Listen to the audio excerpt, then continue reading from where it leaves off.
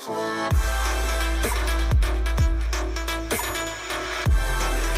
guys! Welcome back to my channel. And today, pag-uusapan naman natin ang sunscreens. So, naisip kong gumawa ng video dedicated to sunscreen kasi ito yung sa tingin ko ang namimiss nating lahat. Parang feeling ko hindi na push enough yung sunscreen sa skincare routine nating lahat. Kasi normal, diba? Cleanser, toner, and then moisturizer, yun na yun. Pero yung sunscreen, hindi siya napupush. And I think sunscreen is the best part ng skincare. Ang dami nagtatanong sa akin kung ano daw ginagamit ko sa mga spots ko, sa mga dark spots ko, ganun. Actually, wala akong ginagamit na spot treatment. May mga ginagamit ako pero feeling ko hindi sila ganun ka-effective. So, wala pa talaga akong maire-recommend sa inyong lahat. If ever na may alam kayo, comment down below para matry ko rin. Pero yun nga, kaya as of now, nagre-rely ako sa sunscreens talaga para sa dark spots ko. So sunscreens are basically protection from the sun.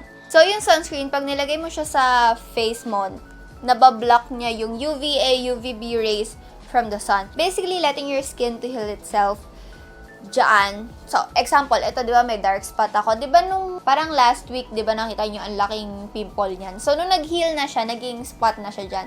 Ngayon, hindi na siya ganon ka-noticeable. Kasi nga, everyday ako nagsa-sunscreen. So, example, itong dark spot na to, nung naging dark spot na siya, dahil nagsa-sunscreen ako, nag-heal siya by itself. Kasi gano'n naman talaga yung nature ng cells natin, di ba? Biology 101. Pag may nasirang cells sa katawan mo, kahit ano pa man yan, di ba? Nare-regenerate yan. So, parang ganun din yung ginagawa ng skin mo. Kapag may dark spot ka, nire-regenerate niya yung skin na yan, na bumalik sa dating kulay, pero hindi niya yun magagawa kung lagi siyang natatamaan ng sun. Kasi yung rays ng sun, yun yung nagkakos ng pigmentation, di ba? Nagkaka-burns. Yun yung sa freckles. Ayun yun. So, kapag meron kang sunscreen dyan, may sun protection ka, napoprotect yung dark spot mo from the sun, mag-heal siya by itself at mas mapapabilis yung healing process niya kapag hindi siya natatamaan ng rays ng sun. So, ayun yung pinaka-whole importance ng sunscreen talaga. Pero meron pa ako ibang itatakal na importante rin about sunscreens. So, kung mapapansin nyo sa lahat ng sunscreens, merong SPF at PA+++. So, ano nga bang ibig sabihin at pinagkaiba niyang dalawang yan? Etong SPF, ito yung nagbablock ng UVB rays ng sun. UVB rays, ito yung dahilan ng mga short-term damage sa skin like sunburn, yung redness sa skin, ayan. SPF yung nagbablock nun. PA++++. Syempre, mas maraming plus, the better. So, ang PA, binablock niya ang UVA rays. PA, A, UVA. At yung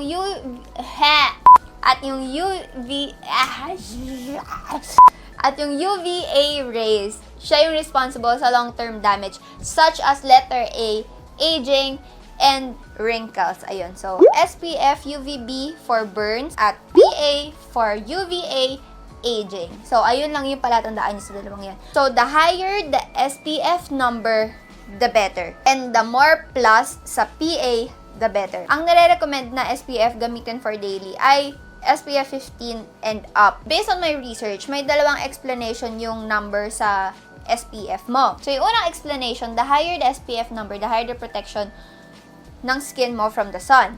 At yung pangalawa, the higher the SPF number, the longer na hindi mo kailangan maglagay ng sunscreen. Sa tingin ko, at feeling ko, mas tama yung number 1, that the higher the SPF number, the higher protection from the sun. Kasi ang dami ko nang nabasang articles. Maglalagay pala ako ng website sa description box. Marami ako nabasa at marami akong napanood na videos na you have to retouch your sunscreen every 2 hours or every time na lalabas ka. Every 2 hours kapag nasa direct sunlight ka, yung nagsiswimming ka, ganon, nag-mountain climbing ka, kung ano mang ginagawa mo na direct sa sun, every 2 hours dapat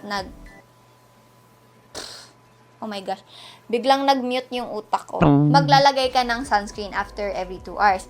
Tapos, kapag hindi ka naman palaging lumalabas, example ako, pumapasok ako sa office, at yung office ko, sa office namin, hindi naman direct sunlight. So, maglalagay ako ng sunscreen bago ako pumasok, and then after 8 to 9 hours, pag lalabas na ulit ako, doon ako magre-retouch ng sunscreen ko. So, if you're looking for sunscreen, kung tatanungin ako, at based din sa mga nabasa ko sa mga websites, mas okay ang cream-based sunscreen sa face and then sa body. And then, yung spray, pwede naman kayo gumamit ng spray, pero hindi siya advisable everywhere near itong mukha. Or mukha ng katabi nyo kung nag-spray man kayo. Kailangan ilayo nyo siya sa nose at saka sa mouth kasi baka ma-inhale nyo yung sunscreen. Nag-isip ba kasi ba spray yun? Shhh!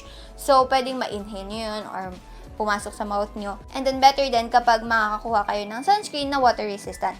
Kasi kami, nung nag-lido kami nila mama, may ginamit kaming certain sunscreen na hindi siya water resistant. Tapos, nung nabasa na kami ng tubig, para kami nagpapawis na kulay puti yung pawis namin. Ganon. Kaya, importante ang water resistant sunscreen. Lalo na kung magsiswimming kayo or pupunta ka somewhere na sobrang pagpapawisan ka para hindi mag-melt yung sunscreen sa face mo. And for the sunscreen that I will recommend, ito talaga, as in super favorite sunscreen ko siya. Ginagamit ko siya since na-receive ko to sa Charis nung mga October, 3rd week or 4th week ng October. At hanggang ngayon, ang dami pa rin niya, guys. Ito yung Fusion C. So, this is the Fusion C Laser Sunscreen 100 SPF 50+, and then PA 3+. So, mataas ang number ng SPF at maraming plus sa PA. So, this is for all skin types then, dermatologically... So, this is for all skin types at dermatologically tested. So, ito, ang dami niya pa rin talagang laman. As in, parang feeling ko, hindi siya nababawasan. So, sobrang tagal ko nang ginagamit. Kasi kasama na to sa routine ko sa morning bago pumasok ng work. So, this is my face. Ayan, nag-toner lang ako. Walang kahit ano nandyan sa face ko. Toner lang. Pag ginagamit ko siya, sobrang konti lang. So, ganyan lang yung kinukuha kong amount. Isa-spread ko siya sa kamay ko. Tapos, tsaka ko siya igaganyan sa face ko. Ikakalat ko siya. Kasi, kapag diniretso ko siya sa face ko, tapos saka ko siya ikalat na ganun. Parang mas nagkukulay puti siya sa skin ko. Ito kasi, ayan, hindi siya ganun kaputi pag nilagay mo sa face mo. Unlike other SPF na cream, kasi yung iba, namumuti talaga yung mukha mo after mo ilagay. Parang white na white yung cream. Pero ito, hindi masyado. At saka, duwi niya tingnan sa skin, no? Diba? Pag pumapasok ako, ito lang yung nilalagay ko sa face ko. Pangkilay, lip tint, and then alis na ako, diba? Punta na ako sa work. Hindi na ako nagpa-powder. Ito lang yung lagi kong ginagamit, diba? Dubi tignan. Water resistant din to. Kasi nung first kong ginamit to, nung pumunta akong Bacolod for TNT event doon. Ayun yung first time na ginamit ko siya. So, nag-swimming ako doon sa Bacolod at tinry ko tong sunscreen na to at hindi siya nag-drip sa face ko. Water resistant siya. Kahit hindi niya sabihin dito sa packaging, na-test ko siya for water at hindi siya nagme-melt sa tubig. So, if you're looking for sunscreen, kung meron na kayong sunscreen or kung naghahanap kayo ng better sunscreen, I recommend talaga itong Fusion C. If you're interested, click the link below lang. At pag kinuha nyo itong full size sa Charis, meron kayong free na little na ganito, 15 ml. At sana, after watching this video, ay maengganyo na rin kayong gumamit ng sunscreen. Kasi as in, malalove nyo talaga yung sunscreen. Pag nakita nyo na yung effect, dati kasi talaga, hindi ako naniniwala sa sunscreen. Swear, hindi talaga, dalawang kamay na yan. Hindi ako naniniwala sa sunscreen, ano ba nabibigay ng sunscreen. At since gumamit ako ng sunscreen sa face ko, doon, nawala yung spots ko talaga. Hindi siya kuminis. Hindi siya kuminis kasi ibang product yung responsible sa pagkinis ng skin ko. Pero, yung spots, talagang nawala eh. Kahit nagkaka-pimple ako, nagpapa-facial ako, diba, halos every month. Pero pag pinapop yung pimple ko doon or tinatanggal yung blackheads ko, wala kayong nakikitang spots. Diba? Ito lang yung mga malulupitan lang na mga pimple. Pero, diba, parang andalang kung magkaroon ng dark spot. Yun ay dahil sa sunscreen. Ayun, thank you guys so much for watching this video. And don't forget to subscribe for more kalokohan tagagahan from me. And don't forget to comment anything sa comment section sa baba kung meron kayong mga comments, meron kayong suggestion pa na sunscreens na pwede ko pang itry. Your thoughts sa sunscreen, comment down below. Thank you guys so much for watching this video and I will see you on my next one. Bye!